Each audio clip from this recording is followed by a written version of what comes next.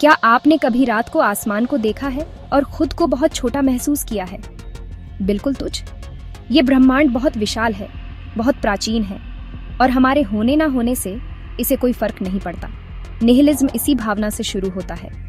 ये वो विचार है कि जीवन का कोई मतलब नहीं है, न कोई बड़ा उद्देश्य है, न कोई दैवीय योजना। निहिलिज्म एक डरावना विचार हो सकता है। ये दुनिया के बारे में हमारी बुनियादी मान्यताओं को चुनौती देता है। यह हर उस चीज पर सवाल उठाता है जो हम जीवन, मृत्यु और इंसान होने के मतलब के बारे में जानते हैं। लेकिन निहिलिज्म हार मानने के बारे में नहीं है। इसके बजाय यह एक कठोर सच्चाई का सामना करने के बारे में है। ब्रह्मांड हमें कोई मतलब देने वाला नहीं है, हमें इसे खुद बनाना होगा। यह एहसास मुक्तिदायक हो सकता है। यह हमें पुराने रीति रिवाजों और सोचने के पुराने तरीकों से मुक्त करता है। निहिलिज्म आधुनिक युग का दर्शन है। यह दुनिया को स्पष्ट दृष्टि से देखने का एक तरीका है जो भ्रमों से मुक्त है। आगे आने वाले भागों में हम निहिलिज्म के इतिहास, समाज पर इसके प्रभाव और हमें सशक्त बनाने की इसकी क्षमता का पता लगाएंगे। 19वीं सदी के जर्मन दार्शनिक फ्रेडरिक नीत्शे को अक्सर निहिलिज्म से जोड़ा जाता है। उन्होंने प्रसिद्ध रूप से कहा था, ईश्वर मर चुका है। उनका इससे क्या मतलब था? नीत्शे ने देखा कि पारंपरिक मूल्य टूट रहे थे। धर्म, नैतिकता और सामाजिक मानदंडों की मानवता पर पकड़ ढीली होती जा रही थी। नीत्शे के अनुसार यह जरूरी नहीं कि बुरी बात हो, यह एक अवसर था। पुराने तरीके चले जाने के बाद हम नए मूल्यों को बनाने के लिए स्वतंत्र थे, ऐसे मूल्य जो ईश्वर के बिना दुनिया के साथ संरेखित हों। नीत्शे व्यक्ति की शक्ति में विश्वास करते थे जो निहिलिज्म पर काबू पा सके। उन्होंने सभी मूल्यों के पुनर्मूल्यांकन का आह्वान किया। हम में से प्रत्येक को एक अर्थहीन दुनिया में अपना अर्थ खोजना होगा। नीत्शे के विचार क्रांतिकारी और विवादास्पद थे, लेकिन वे आज भी हमारे साथ गूंजते हैं। हम तेजी से बदलाव और अनिश्चितता के समय में जी रहे हैं। पुराने तरीके लुप्त होते जा रहे हैं। नीत्शे की चुनौती बनी हुई है, बिना आसान उत्तरों वाली दुनिया में हम अर्थ कैसे पैदा करेंगे? इतिहास निहिलिज्म के क्रियान्वयन के उदाहरणों से भरा पड़ा है। उथल पुथल और रक्तपात का एक अशांत काल। फ्रांसीसी क्रांति एक प्रमुख उदाहरण है। राजशाही को उखाड़ फेंका गया, पारंपरिक शक्ति संरचनाओं को ध्वस्त कर दिया गया और समाज की नींव हिल गई। आमूल परिवर्तन के इस दौर ने कुछ लोगों को इस सब के अर्थ पर सवाल उठाने के लिए प्रेरित किया। अगर पुरानी व्यवस्था इतनी आसानी से चरमरा सकती है तो विश्वास करने के लिए क्या बचा है? फ्रांसीसी क्रांति ने हमें दिखाया कि सबसे गहरे धारणाओं को भी चुनौती दी जा सकती है और उलट दिया जा सकता है। इसने लोगों को इस संभावना का सामना करने के लिए मजबूर किया कि उनकी दुनिया कमजोर जमीन पर बनी है। पारंपरिक मूल्यों पर यह सवाल उठाना इतिहास में एक आवर्ती विषय है। जब भी स्थापित व्यवस्था बाधित होती है तो शून्यवादी विचार प्रकट होते हैं। चाहे वह राजनीतिक क्रांतियां हो, आर्थिक पतन हो या प्राकृतिक आपदाएं, संकट के क्षण अक्सर अर्थ के संकट को जन्म देते हैं।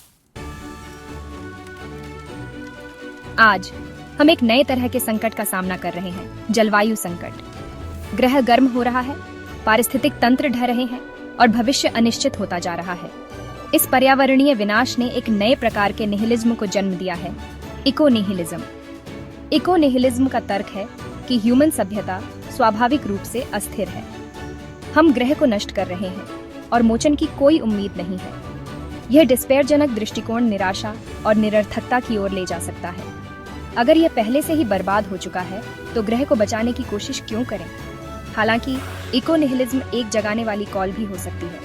यह हमें अपने कार्यों के परिणामों का सामना करने के लिए मजबूर करता है। संकट की गंभीरता को स्वीकार करके हम प्रकृति के साथ सद्भाव में रहने के नए तरीकों की कल्पना करना शुरू कर सकते हैं। हमारे ग्रह का भाग्य अधर में लटका हुआ है।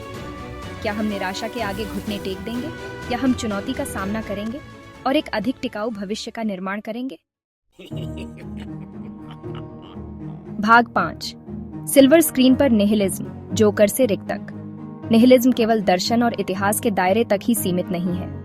यह हमारी लोकप्रिय संस्कृति में रिस गया है, जो हमारे समय की चिंताओं और अनिश्चितताओं को दर्शाता है। फिल्में और टीवी शो अक्सर शून्यवादी विषयों का पता लगाते हैं। उदाहरण के लिए फिल्म जोकर को ही लीजिए। जोकर अराजकता और सू वू झू यी द्वारा परिभाषित एक चरित्र, एक ऐसे समाज के अंधेरे पक्ष का प्रतीक है जिसने अपना रास्ता खो दिया है। फिर animated series Rick and Morte है। रिक, एक निंदक प्रतिभा, ब्रह्मांड के माध्यम से यात्रा करता है। विचित्र विदेशी जीवन रूपों का सामना करता है और एग्जिस्टेंस की बेरुखी का सामना करता है। ये केवल 2 उदाहरण हैं कि कैसे आधुनिक मनोरंजन में निहिलिज्म को चित्रित किया गया है। ये कहानियां, जबकि अक्सर अंधेरी और परेशान करने वाली होती हैं, विचारोत्तेजक भी हो सकती हैं। वे हमें अपने और अपने आसपास की दुनिया के बारे में असहज सच्चाइयों का सामना करने के लिए मजबूर करते हैं। भाग 6, महामारियां और एग्जिस्टेंस की नाजुकता। पूरे इतिहास में मानवता को ऐसी महामारियों और प्लेग का सामना करना पड़ा है जिन्होंने आबादी को तबाह कर दिया है और समाजों को नया रूप दिया है। 14वीं शताब्दी में यूरोप में फैली एक विनाशकारी महामारी ब्लैक डेथ एक फिरानक उदाहरण है। लाखों लोग मारे गए, शहर उजड़ गए और सामाजिक व्यवस्था अराजकता में बदल गई। ब्लैक डेथ ने लोगों को जीवन की नाजुकता का सामना करने के लिए मजबूर किया। इसने धार्मिक विश्वासों को चुनौती दी और व्यापक भय और निराशा को जन्म दिया। इस तरह की व्यापक मृत्यु और पीस सफरिंग के सामने कई लोगों ने ईश्वर के एग्जिस्टेंस और ह्यूमन एग्जिस्टेंस के अर्थ पर सवाल उठाया। ब्लैक डेथ एक कठोर अनुस्मारक के रूप में कार्य करता है कि इस ग्रह पर हमारा समय सीमित है। यह वर्तमान क्षण को संजोने और अनिश्चितता का सामना करने में अर्थ खोजने के महत्व पर प्रकाश डालता है। भाग 7, सिलिकॉन सोल्स, आर्टिफिशियल इंटेलिजेंस और एग्जिस्टेंस संबंधी प्रश्न। हम अभूतपूर्व तकनीकी प्रगति के युग में जी रहे हैं।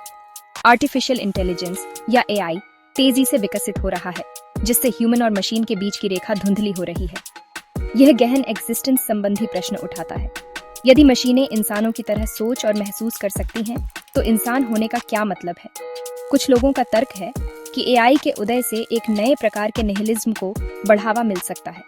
अगर मशीनें हर तरह से हमसे बेहतर प्रदर्शन कर सकती हैं, तो हमारा उद्देश्य क्या है? हालांकि एआई में हमारे जीवन को बेहतर बनाने और दुनिया की कुछ सबसे कठिन समस्याओं को हल करने में हमारी मदद करने की क्षमता भी है। कुंजी इस तकनीक का जिम्मेदारी से और नैतिकता के साथ उपयोग करना है। हमें यह सुनिश्चित करना चाहिए कि एआई मानवता की सेवा करे, न कि दूसरी तरफ। भाग 8, खुद की बनाई हुई एक दुनिया। निहिलिज्म को निगलने के लिए एक कठिन गोली हो सकती है। यह हमारे सबसे गहरे धारणाओं को चुनौती देता है और हमें इस संभावना का सामना करने के लिए मजबूर करता है कि हमारा जीवन स्वाभाविक रूप से अर्थहीन है। लेकिन निहिलिज्म हार मानने के बारे में नहीं है, यह नियंत्रण लेने के बारे में है। हो सकता है कि ब्रह्मांड के पास हमारे लिए कोई भव्य योजना न हो, लेकिन इसका मतलब यह नहीं है कि हमारे जीवन का कोई उद्देश्य नहीं है। हमारे पास अपना अर्थ बनाने की शक्ति है। हम साधारण सुखों में आनंद पा सकते हैं, अपने जुनून का पीछा कर सकते हैं, संबंध बना सकते हैं और दुनिया में बदलाव ला सकते हैं। निहिलिज्म मुक्ति का दर्शन है। यह हमें हठधर्मिता और सोचने के पुराने तरीकों की बेड़ियों से मुक्त करता है। यह हमें अपने रास्ते बनाने और अर्थ और उद्देश्य के जीवन जीने का अधिकार देता है, यहाँ तक कि एक स्पष्ट रूप से अर्थहीन दुनिया में भी। ब्रह्मांड विशाल और उदासीन हो सकता है, लेकिन हमारा जीवन हमारा अपना है। आइए उन्हें गिने।